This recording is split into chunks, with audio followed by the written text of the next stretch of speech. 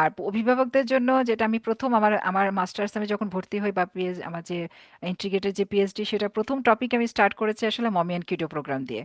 এবং এখানে আসা সব প্রফেসরদেরকে আসলে আমি তাদেরকে বলেছি যে আসলে আমাদের দেশে প্রেক্ষাপটটা কেমন এবং কেন আসলে মায়েদেরকে ইনভলভ করা দরকার শুরুতে।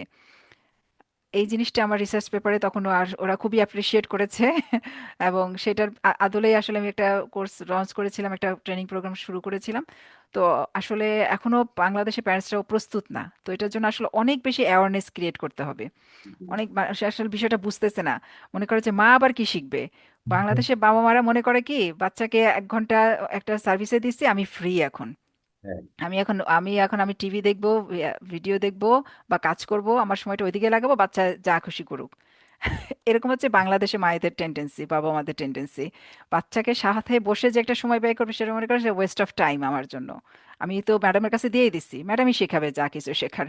কিন্তু আসলে যে এটা কত বড় একটা মানে ইম্পর্টেন্ট রোল ফর প্যারেন্টস, একটা স্টুডেন্টসের সাথে তার বাচ্চার সাথে বসে থাকা, জিনিসটা জানা। আমি তাকে সময় দিব হয়তো 3 দিন বা 2 দিন, 6 মাস বা 5 মাস বা 1 বছরই ধরলাম। কিন্তু একটা বাবা মা সে যদি জিনিসটা ধরে নিতে পারে, তাহলে তো সে তার বাচ্চাকে সার্বক্ষণিকভাবে গাইড করতে পারে প্রপার ওয়েতে। এটা আসলে অ্যাওয়ারনেসের অনেক দরকার। ইনশাল্লাহ চেষ্টা করবো আসলে অ্যাওয়ারনেস ক্রিয়েট করার।